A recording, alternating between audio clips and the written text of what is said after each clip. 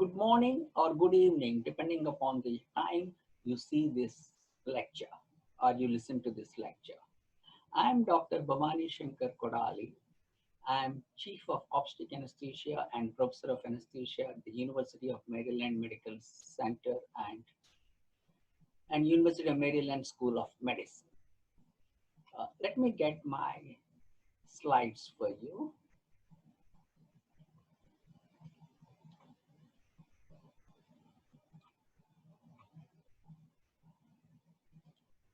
Now today, I'm going to talk about the role of capnography for frontline paramedic clinicians in the state of Maryland. I must thank Mr. James Cloppin and also Dr. Samuel Galvano for inviting me to talk on this subject, which is one of my favorite subjects, to the frontline paramedical clinicians of Orangeville County Fire Department.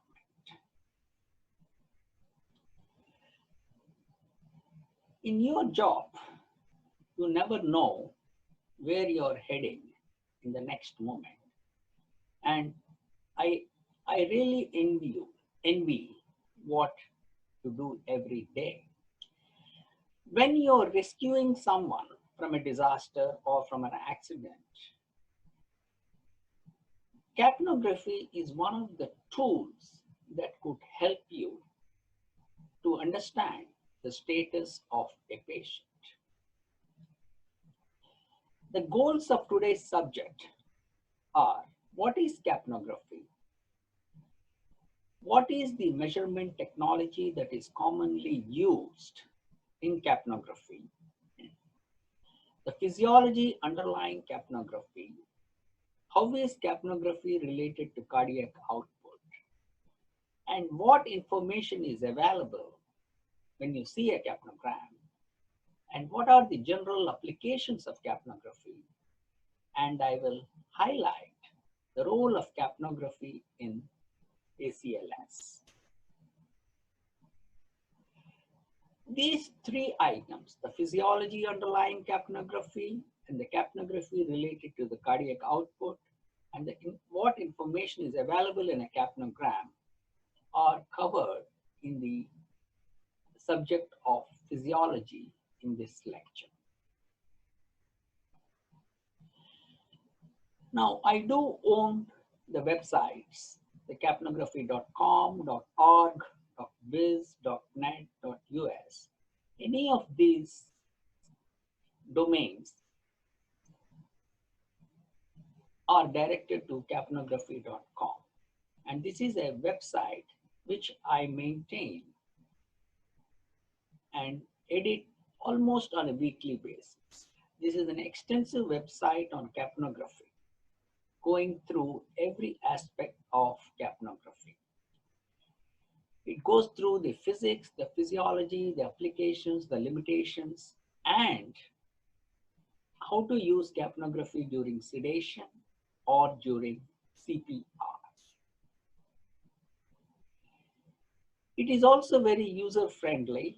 The site can be accessed onto Android or iPhone mobile devices just by using this QR code. There is a section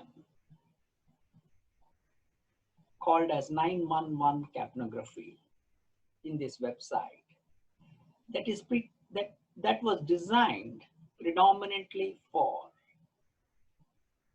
emergency paramedical clinical staff to understand about capnography. I recommend that all of you go through this section of capnography.com.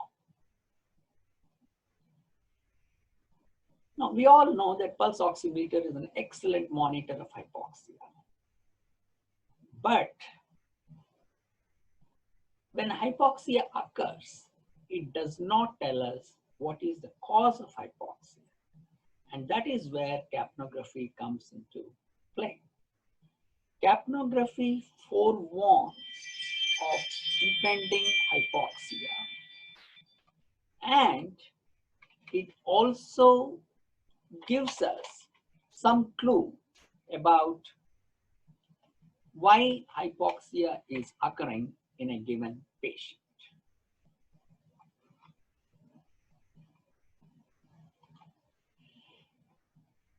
For about 30 years, we have been using capnography in the operating room.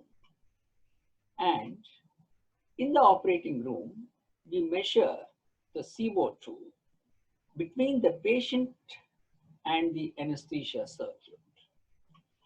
And because you're measuring capnography between these two circuits, we can say the anesthesia circuit and the patient circuit, it actually gives us an idea about the functionality of the anesthesia circuit and the status of the patient. And more importantly, the critical junction between these two circuits, which you all know is the endo-tracheal tube.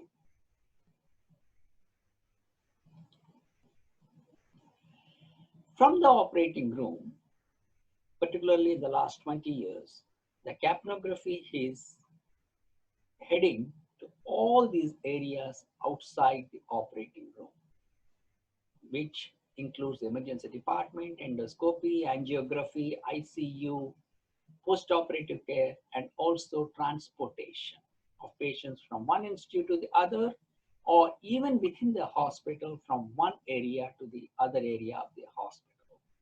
And the emergency paramedical clinicians are also no exception for using capnography, because they are on the front line and there are many instances the patients are intubated on site.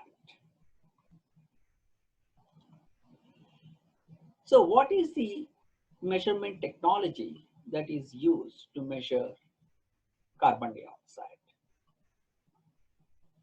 It is the infrared technology. In the infrared technology, there is an infrared source that goes through a measuring chamber containing the CO2. Carbon dioxide absorbs infrared light. Therefore, a part of the light is absorbed by the CO2 molecules, and the balance is measured and converted into a waveform. Basically, you know how much you are giving, you know how much is coming through the chamber. So the difference indicates the CO2 concentration, which is plotted as a waveform. Normally, the CO2 concentration is measured in millimeters of mercury, and the normal values of the CO2 concentration at the end of the breath is around 35 to 40. There are some factors that could influence the accuracy of measurement of carbon dioxide, such as water vapor and nitrous oxide. But you don't have to worry about this in your practice, because number one, you don't use nitrous oxide, and the effect of water vapor is very minimal on the CO2 measurement for clinical practice. Now, there are two types of sensors that are commonly used in clinical practice. One is a mainstream sensor and the other is a side stream sensor. In the mainstream sensor, the respiratory gases from the patient flow across the cuvette containing the IR source and the detector. So basically, you are measuring the CO2 concentration within the airway from the endotracheal tube to the circuit. And this is called as a mainstream sensor. In contrast, in side stream sensor technology, the respiratory gases are aspirated by a pump into the device where the measurement occurs. So there is a 6 feet sampling tube that is attached to the airway and to the device. So there is movement of the gases from the respiratory airway to the measuring device. So there is a slight lag of CO2 waveform in relation to the actual respiratory cycle. So this is called as a side stream sensor technology. You may be using any one of these varieties in your practice, and which you can understand or figure out what device is currently being used at your setup. There is another device, which is a chemical device that changes color during inspiration and expiration. During inspiration, there's no CO2, so it is violet. As expiration occurs, the CO2 changes color of this device to yellow. So the flip-flop between the violet and yellow indicates that the patient is breathing. The disadvantage of this unit is it is not very sensitive when the CO2 concentration is low, particularly during resuscitation, during CPR. So therefore, currently, these devices are not encouraged to use, and what is currently encouraged to use is the waveform capnography.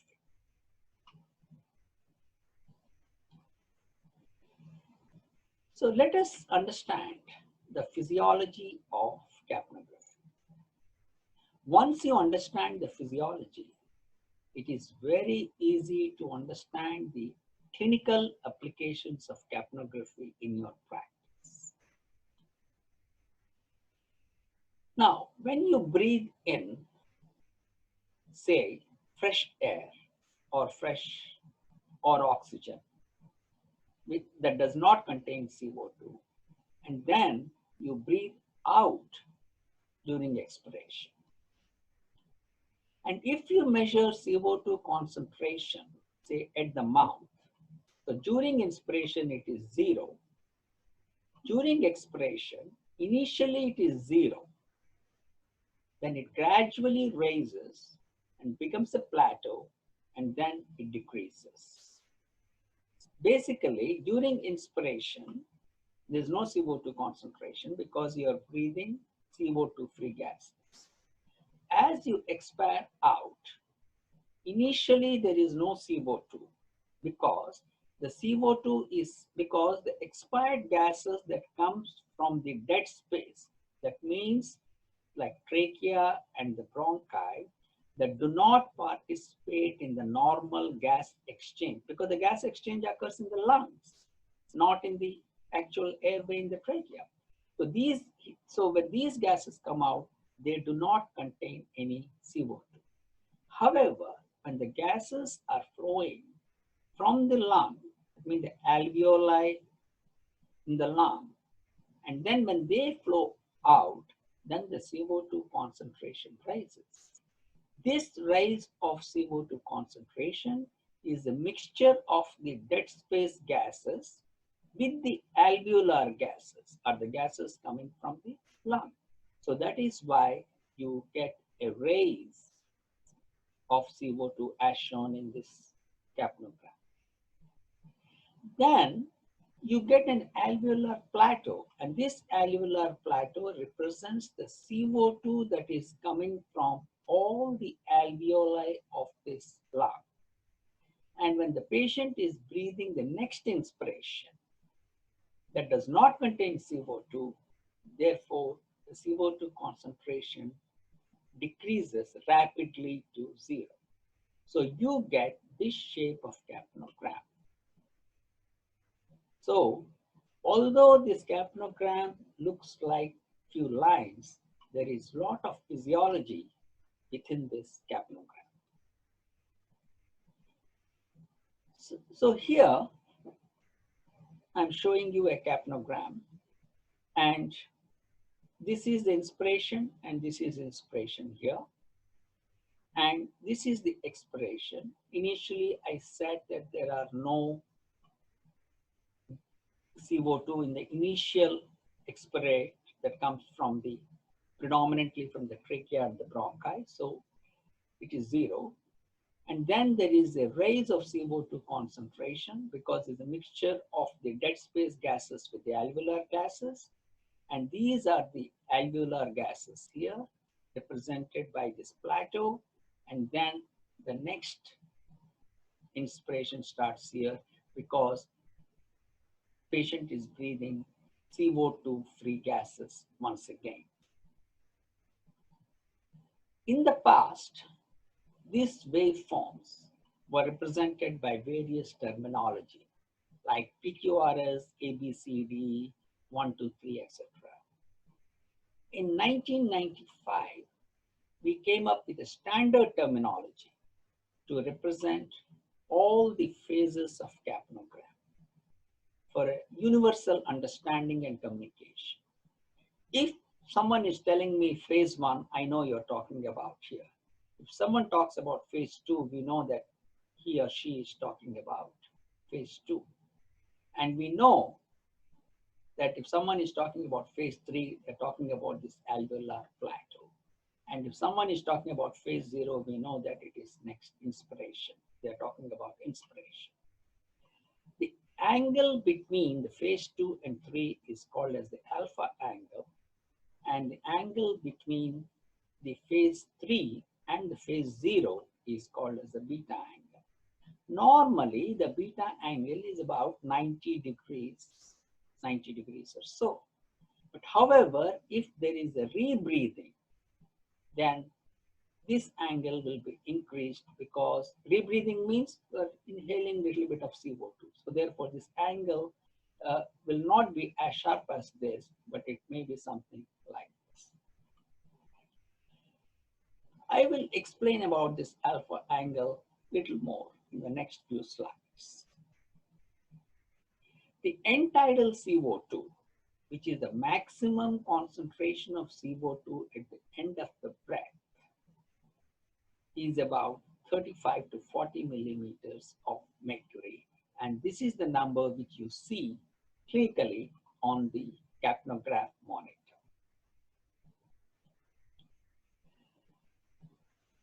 The CO2 concentration can be plotted against time, which is generally the most common thing in clinical practice, or it can be plotted against an expired volume. That means you plot the CO2 concentration against the volume of the respiratory gases that are being expired. The advantage of plotting the CO2 concentration against expired volume rather than the time is you can actually determine the various components of a tidal volume. You all know that the tidal volume has got, a part of the gas that participates in the gas exchange. We call it as alveolar ventilation. The part of the gas that does not participate in the exchange is called as the physiological dead space. Now, as you are plotting capnograms, if you measure the arterial CO2, for example, if you have an arterial line and you measure the CO2 in the blood, the difference between the end-tidal CO2 and the arterial CO2 is about 5 millimeters in healthy adults. And one of the important factors you must remember is that the shape of the capnogram is identical in all healthy patients. Every healthy patient will have typically this shape of capnogram. If the shape of the capnogram is not like this typical presentation, then one has to investigate a physical abnormality, a physiological abnormality, or a clinical abnormality in a given patient or in a given scenario. Now, we all know that when you take a deep breath or even in a normal inspiration and expiration in a lung, the ventilation is predominantly more in the lower part of the lung compared to the upper part of the lung. Same way, when you measure the perfusion across the lung from top to bottom, the perfusion is more in the lower part of the lung compared to upper part. That means in a lung, the ventilation and perfusion both are more at the bottom of the lung compared to the top of the lung. However, the degree of change of ventilation and perfusion from top of the lung to the bottom of the lung, they follow different slopes. Means they do not follow same slope. They follow different patterns or different slopes. Because of this, what happens is in a lung, there are alveoli that are ventilated and perfused with varying ratios. That means some alveoli will have more perfusion compared to ventilation, and some alveoli will have more ventilation compared to perfusion. Generally, the lower part of the lung will have more perfusion compared to ventilation, and the upper part of the lung will have more ventilation compared to perfusion. That is why the ratio changes from 0.8 to 1.2, and 1 is the ideal where ventilation and perfusion are same. Generally, the alveoli that contain low VQ ratio, that means that our low VQ ratio means it has less ventilation with more perfusion, they contain more CO2 compared to the alveoli where the ventilation is more in relation to the perfusion, they contain less CO2. So the bottom of the lung will have more CO2 compared to the top of the lung. When this lung expires, so what happens is when the CO2 in the top of the lung and the bottom of the lung they expire, what really happens is the lower part of the lung where there are less VQ ratio that contains more CO2, they contribute to the later part of this plateau or phase 3. That is why you may see a slightly sloping alveolar plateau or phase 3. So that is why I was telling that capnogram is not lines. There is a lot of physiology underlying those lines. Now, these plateau, what does it indicate? It indicates the CO2 concentration that is coming from all these alveoli.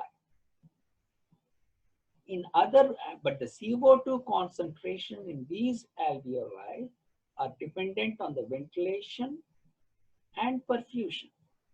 So just by looking at the slope of the alveolar plateau, we actually understand how the lung is functioning. If this is little flatter, we know that the CO2 concentration in all the alveoli are relatively safe.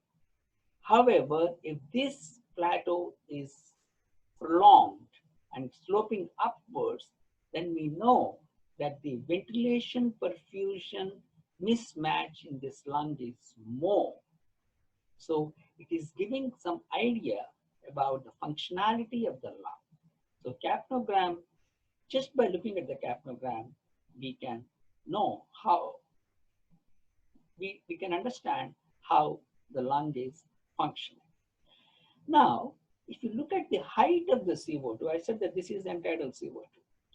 The height of the CO2 or the height of the CO2 waveform is dependent on the ventilation and perfusion. That means the higher the cardiac output, that means you may have a higher CO2. For example, if the cardiac output increases, say from 2 liters to 5 liters, the end-tidal CO2 also increases. If the cardiac output decreases for a given ventilation, the end-tidal CO2 decreases. So there is some sort of a relationship, a direct relationship between the cardiac output and end-tidal CO2.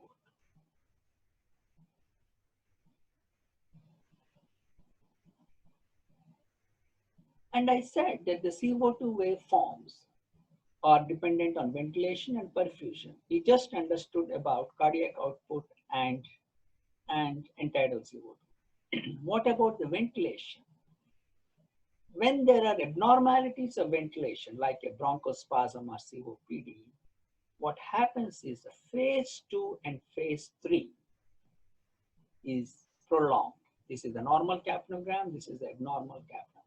So just by looking at the shape of the capnogram, we know that this patient has got bronchospasm.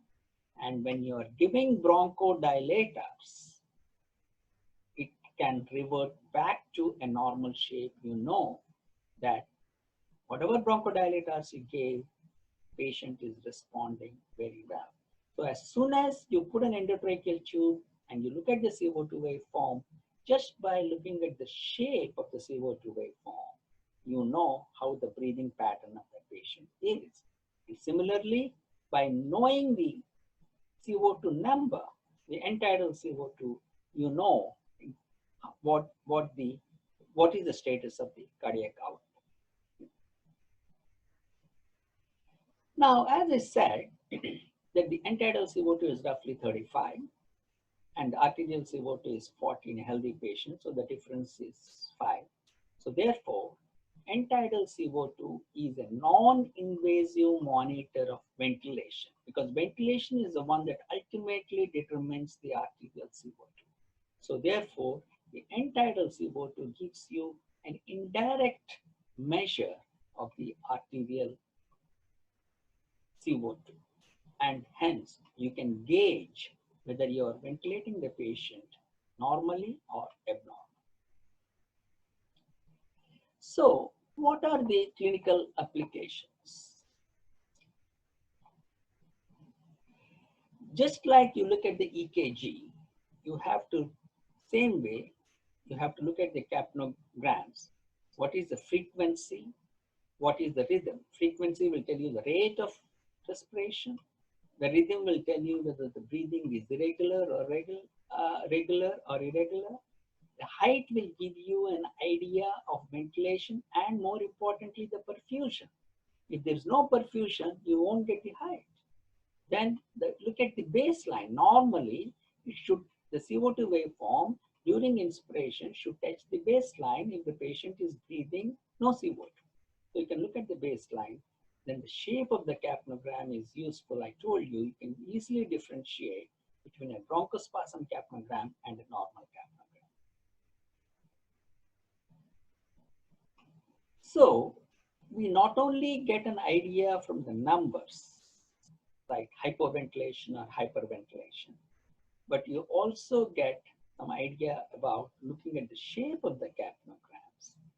And you also get an idea, if you know what the arterial CO2 is and you know the end-tidal CO2, the difference between the end-tidal CO2 and the arterial CO2 is an indication of alveolar dead space.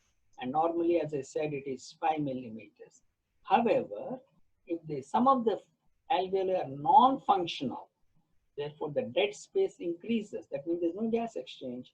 Therefore, the end-tidal to arterial CO2 difference increases. So you can use the 3 modes of capnography to assess a patient. One of the most important applications of capnography is the airway integrity.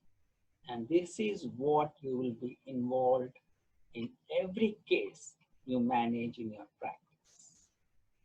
If the endotracheal tube is in the trachea, you get good CO2 waveform. If the endotracheal tube is in the esophagus, you don't get CO2, so you get a flat line. Before the advent of capnography, we all relied on bilateral equal breath sounds, bilateral chest wall movements, no breath sounds, gurgling over the stomach or epigastric, fogging of the endotracheal tube, tube or cuff palpation in the neck, then disappearance of cyanosis or improvement of patient color. So these were the various things we used to use in the past before the advent of capnography. However, none of them are 100% correct. And this is where capnography comes from. If you insert an endotracheal tube into the trachea, you must get CO2 waveform. If the endotracheal tube is in the, otherwise the endotracheal tube probably is not in the trachea. The only exception to this rule is, of course, if the patient has complete cardiac arrest, because there's no circulation, no CO2. But however, when you start resuscitating, you must get CO2, and therefore you must get the blips, which we talk about during our ACLS component of this lecture. What about LMAs and combi tubes? I'm not sure whether your group uses combi tube, but LMAs are generally used more commonly. And if the LMA is well seated, you should get a normal looking waveform. I believe the emergency medical clinicians, the paramedical clinicians in the state of New Mexico, I believe they use combi tubes. If the combi tube is well placed correctly, then the CO2 waveform should be normal. So capnography is still valuable, even though you do not use endotracheal tube. They must be, they provide the same information if the airway is patent during LMA or during combi tube insertion. Suppose there is no CO2. There were a couple of CO2 breaths or capnograms, and then during the process of transportation, the CO2 disappears, or you get, flat, straight line. It indicates a couple of things. Number one, your tube is slipped out, or the endotracheal tube and the circuit got disconnected, or the CO2 sampling tube got disconnected. So you can actually take a corrective action before the oxygenation of the patient begins to decrease and the patient becomes hypoxia. That is the reason I said that capnography forewarns of impending hypoxia if a situation remains uncorrected. Generally, the tube is misplaced, you get little bit of little blips, particularly if there is an esophageal intubation. There is some amount of CO2 in the stomach, therefore you may get little blips.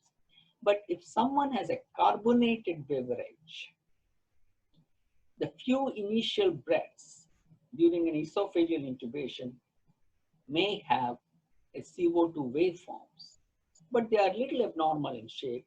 However, the CO2 waveform should decrease and completely disappear by about 4 to 5 breaths. And then the CO2 waveform is generally flat. And this capnogram I've already showed you. This is the classic capnogram of bronchial asthma or a patient who has COPD. And when you give bronchodilators, they usually revert. If the response is good, the capnogram reverts to normal shape. Capnography is very useful in assessing ventilation. And as I said, that normally the end tidal is lower than the arterial CO2 by about 5 millimeters. However, when the dead space of the patient is changing For example, you have a very sick patient where there is lot of ventilation perfusion mismatch that is occurring in the lung because of hypotension or because of heart problems or because of lung problems. Then of course the end tidal may not be a good gauge of arterial CO2. This is the classic capnogram of hypoventilation. If you are not giving enough tidal volume, the CO2 concentration keeps raising. And remember one thing, that in hypoventilation, the baseline comes back to zero in contrast to the rebreathing, and which could also result in increase in CO2 or end tidal CO2. The basic difference of hypoventilation is usually the baseline is zero. In hyperventilation, where you are giving relatively more ventilation than what is required, then you are washing away CO2, and therefore the end tidal CO2 keeps decreasing. Like here, 37, 35, 32, 28. Now, when you are measuring CO2 to assess ventilation where the patients are not intubated using a nasal cannula or an oxygen mask, then the shape of the CO2 curve is abnormal, is not normal like I showed you in the beginning of the lecture. That is because the CO2, the exhaled gases, the CO2 concentration in the exhaled gases is diluted by the atmospheric air or concurrently administered oxygen. However, these waveforms do indicate that the patient is still breathing fairly well, although the shape is abnormal, and we know why it is abnormal. But every effort should be made to sample end tidal CO2 well. Here, for example, I normally use a nasal cannula shown by this green arrow to measure, to sample the CO2. And I give oxygen with a mask separately. And you see how the waveforms look?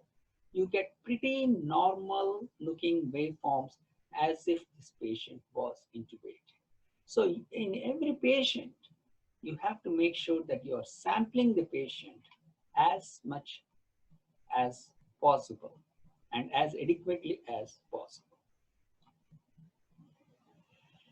Here again, I'm talking about cardiac output because this is one of the important things, that the relationship between cardiac output and end tidal CO2 for a given ventilation. Whenever the cardiac output decreases for a given ventilation, the end tidal CO2 decreases. So if your end tidal CO2 is dramatically decreasing for a normal ventilation, maybe the circulation is failing. For example, you have a trauma victim, he's bleeding, the cardiac output decreases, therefore the end tidal CO2 is decreasing. So just by looking at the end tidal CO2, that should give you a clue. For example, here, the end tidal CO2 is at 37, and a surgery is going on, say liver surgery here, and patient suddenly bleeds, hemorrhage, and the cardiac output decreases, and therefore the end tidal CO2 decreases. So that gives us a clue that, well, this patient is hemorrhaging.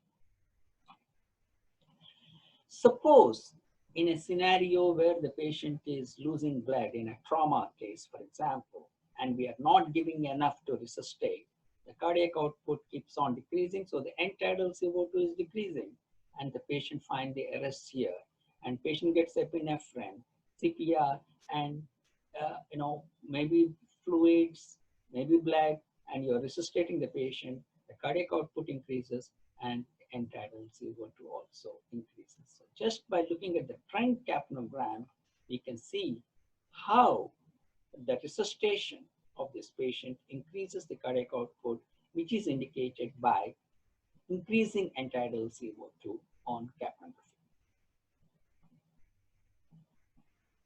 Suppose you are ventilating a patient and the patient is also breathing spontaneously. This is how it looks. This is a spontaneous breath and this is your ventilated breath. So this is called as IMV breathing, intermittent mandatory ventilation breathing. Suppose you are intubated a small child. In a small child, because they are breathing at a faster respiratory rate with the lower tidal volumes, any of these shapes are normal. They may not have a classic capnogram. All these shapes are normal. However, recently, you have a lot of capnograms that can measure very small tidal volumes very accurately. So even in a small baby with a 6 ml tidal volume, you can get a normal looking capnogram just like what is seen in the adult. So what is the role of capnography during advanced cardiac life support? Advanced cardiac life support says that use capnography during resuscitation. Capnography or capnography acts a rescue device to pull the patient from the death valley. So it's a rescue device in CPR. How does it do? Firstly, it is the most reliable method of confirming and monitoring correct placement of endo-tracheal tube even during CPR. If there is no CO2 waveform during CPR, rule out esophageal intubation. Because if the tube is in the trachea and if you are resuscitating the patient by chest compressions, you are actually generating cardiac output. That cardiac output should give you a blips of CO2 waveform on waveform capnography. That is why I said that waveform capnography is the current standard, not your colorimetric method or the color changing method, because it is inaccurate under these circumstances. If you optimize chest compressions for effective CPR so that the end tidal CO2 values are between 10 and 20 or greater than 20 millimeters. That means when you are compressing the chest, you are generating cardiac output, and that should increase your end tidal CO2. So you must aim between 10 and 20 or greater than 20, all the good.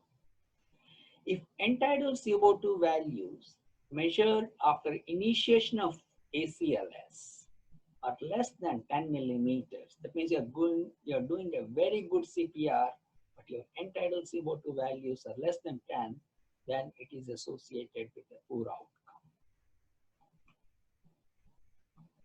Now, I'm showing this picture again.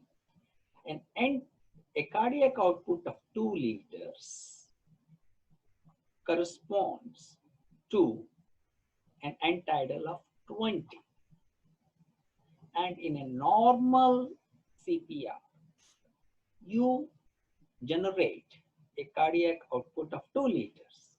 So therefore, your end tidal CO2 should be around 20. And that is the reason I've said that if you maintain end tidal CO2 of 20 during CPR, that means you are doing a very good job of CPR. That means your compressions are effective to generate adequate cardiac output. So these are the blips of the CO2, which is good during CPR, and suddenly the end tidal CO2 rises. And what does it tell us? It tells us that there is a return of spontaneous circulation because the cardiac output now suddenly from 2 liters has increased, and therefore the end tidal CO2 has also increased. This is a very interesting story where a man was revived successfully after 96 minutes of ACLS. So this patient actually collapsed in a supermarket. Initially, the ambulance personnel came. This ambulance was followed by the advanced care life ambulance, and they intubated the patient and did effective CPR. They administered multiple shocks, and there was no response. And they were almost about to give up. But one of the paramedical clinicians in the team was a nurse who had substantial experience with capnography. So she called the doctors and said that the entitled CO2 is 26 during resuscitation. And the doctors advised continuous CPR. And about 13th or 14th shock, after 96 minutes, the patient's heart started. The patient was flown to the center, medical center. They did an emergency angiogram and they removed a clot from his coronaries, and he made complete recovery and neurologically intact. And this was on the Fox News. And in that news, they've written as follows. The device is called as capnography. It measures how much carbon dioxide is being expelled with each breath. This information helps doctors and emergency medical personnel determine whether a patient is hyperventilating or having a heart attack in a lay terms. It also helps them decide how to treat an asthma attack or determine whether CPR is working. Actually, this sentences from the news channel summarizes what I have said in my lecture. You all know about the famous case of Michael Jackson. When this case was going on, the paramedic was questioned and the discussion turned to capnography. And he said that, the cat pornography, I wrote here, I assure you that it has nothing to do with the cat pornography. It is an auto spell checker of the news channel, I think. It is supposed to be capnography. The capnography reading was low. It's only 16. Okay, that means when they intubated the patient, Michael Jackson's cardiac output was very low. So this again is an example where capnography came into the public limelight. Now, when do you stop CPR? I said that, well, that particular example they did for 96 minutes. Presently, there is no number after how many minutes you stop. And it is uncertain presently, but there's a lot of research going on because there is an active cooling that is, where the patients are cooled after resuscitation too. And the entitled CO2 is one of the parameters in the decision of cooling the patients post-cardiac arrest. But there is also a lot of research that is going on to see how long CPR can be continued. Hopefully, we will know sometime in future. And I did write an extensive article in the journal Anesthesiology about capnography outside the operating room. If you're interested, you can read about this. It's a clinical concepts and commentary in this journal. And these are the other types of waveforms which we normally see during anesthesia, which may not be much used on, when you're resuscitating patients on the front line or when you're bringing the patients during transportation. But it's a good reading. You can go through them too. And if you have any questions on this subject, you can email me at the University of Maryland School of Medicine, or you can use capnoman@gmail.com. Capnoman, CAPNOMAN @gmail.com. Thank you very much, and I hope you understand some basics of capnography. And most of the lecture, whatever I said, is in the on the website. So you can actually go through at your leisure time in each section. And you can choose the section you want. If you're interested in CPR, you can see the CPR section. If you're interested in capnography and sedation, you can see that section. And I also made some PowerPoint slides, which you can download also for education. Thank you very much. And again, I thank you for what you do every day.